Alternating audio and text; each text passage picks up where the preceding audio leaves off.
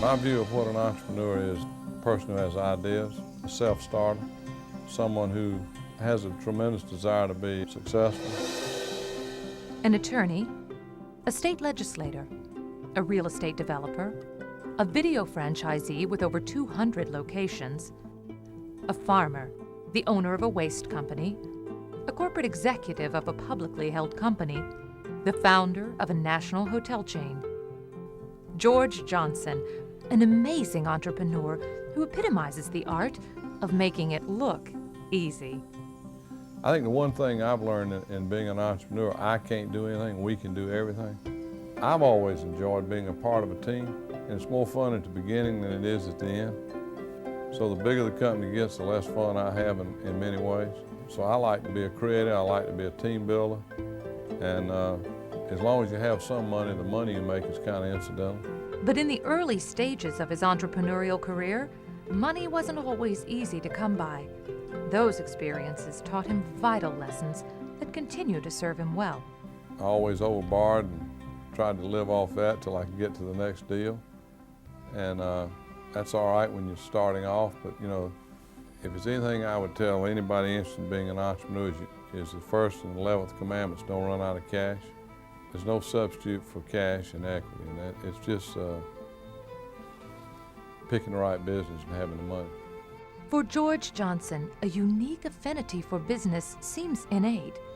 This stood out from the start for this industrious child of a well-respected South Carolina family. Well, I was very fortunate to grow up in an extremely happy home. My mother encouraged us to be productive, and she would get up at 5 o'clock in the morning and drive me down, and we'd pick up all these Christmas trees in a 51 Chevrolet station wagon with a big trailer on the back. So when I was 8 years old, I went in the Christmas tree business. I made $135 in 2 weeks. That doesn't sound like a lot of money today, but people making 35 cents an hour in my hometown, so it was a lot of money then. And I've always had jobs and businesses since then. George is quick to credit his parents for instilling in him solid values that had guided him throughout every step of his life and career. My father, while not a wealthy man, was the most successful man I've ever known, because he had a set of values that were the greatest gift he could give me or my brothers, and I wouldn't trade that for anything. I say he grew up in the ideal family, the family that nobody else ever has, because his mother and father were truly wonderful people, and all the good qualities that they exhibited, I think, have come to fruition in George. Today, the importance of family is still a driving issue for George. So I'd say my wife and my children make my life a lot more pleasant and give me make me a happy person, because whatever material assets you have are really immaterial. Your legacy is going to be your children.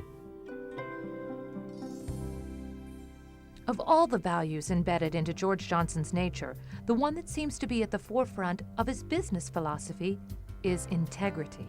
Let me just say this, there's no one way to be successful in business. I think integrity is the issue though. But assuming you've got integrity, you can run a business a lot of different ways and still be successful.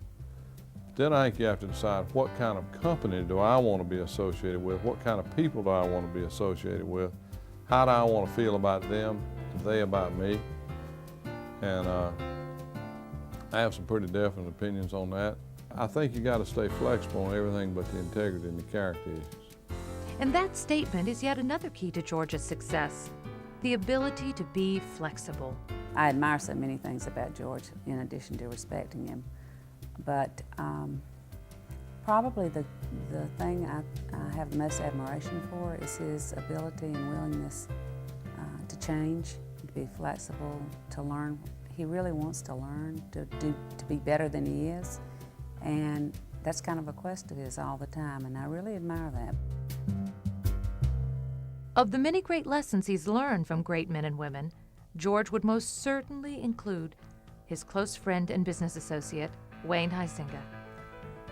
Then my brother Stuart got us to go in the garbage business in 1974. We sold out to Waste Management, specifically Wayne in 1976. So I've had a connection there with Wayne for 23 years now. And when he went in the video business, we set out to build 3 Blockbuster videos and built 210. George was Blockbuster's largest franchisee and did such a wonderful job and had many unique programs in his own stores that we at corporate didn't even have. And George is just a born leader. And so we asked George if we could acquire his stores, and he would come down to South Florida to be president of Blockbuster Video Stores. And he accepted that role. It was a little different role for him because he's always been an entrepreneur and he didn't work in the corporate environment. But like anything else, and like you would expect, he did a wonderful job. It's evident from the list of George's careers and business ventures, or perhaps adventures, that he is not a man that settles. His pioneering spirit has led him on a journey toward one conquest after another, and each very different from the next. His present business adventure, Extended Stay America, has surpassed all expectations. Now, just 4 years after it was founded, this young company, which includes Extended Stay Efficiency Studios, Crossland Economy Studios, and Studio Plus Deluxe Studios, is the largest hotel chain which owns its own real estate, a feat that has taken the industry analysts by surprise. They said, you guys are in the video business, you can't open 20 hotels a year. Well, we said we'd open 300 by the year 2000, and we have 314 today, and it's 1999. This economically priced chain of studio hotels is geared toward guests who typically stay more than just a night or two, and who want to have a few of the amenities of home. The concept is built on value and giving the customer what they want, what they need. People want to go into a room if they're going to stay 5 nights along their own business, where they can cook, or where they can just put their breakfast in a refrigerator, where they can sit in a recliner, where they can plug their computer into a data port, where they have voicemail, and most importantly, they don't want to subsidize a bar, a lounge, a restaurant, things that they don't want or need. As with every other aspect of his life, those values from his childhood are ever present in the way George steers this company. We have a creed. It's basically the golden rule. Do unto others, you'd have him do unto you. And it works in any business. Keep a lot of humility about yourself. Nobody likes a big shot or a person that's arrogant. Hire people who are going to treat people like you want to be treated. We praise those people when they deserve it, which is most of the time. We recognize excellence. We pay attention to all the little details.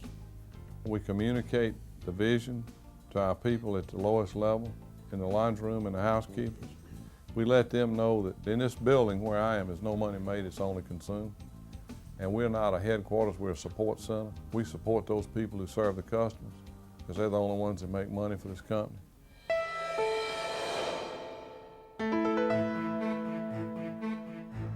Being married to George has been a real adventure for me, being a person that doesn't like change particularly. When I married him, I thought he was a lawyer and that I was married for life to an attorney.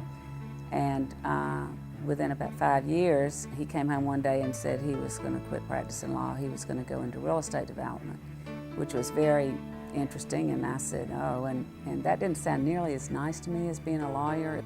So he did real estate development for a while, and he loved that. He said he never knew that he had been so bored practicing law. So a couple of years after that, he came home and said he was going into the video business. And you've got to understand, at that time, when you said the word video, all you thought of was CD storefronts with X-rated videos in it. I was horrified. I was so embarrassed that I was going to have to tell my friends that my husband had gone into the video business.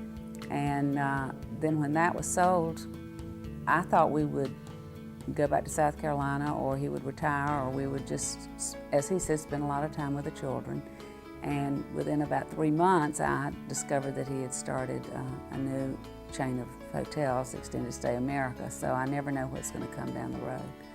And I can't wait to see what his next career is going to be. Building careers, building businesses, building dreams. Perhaps of all those careers George Johnson has held, the one that should be listed is architect. because George Johnson is truly a builder of dreams. I think if you want to describe George Johnson, I'd start by saying that he's the true Southern gentleman, and in all of his actions and all of his deeds, even all of his thoughts, he cares about other people more than he cares about himself. I love George Johnson, and I can tell you that I am proud to call him my friend. I can tell you this about me is, for whatever reasons, I would never retire. I like to see somebody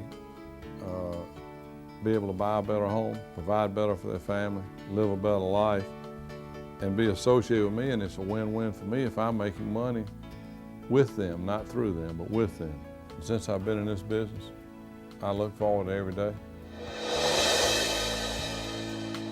George Johnson,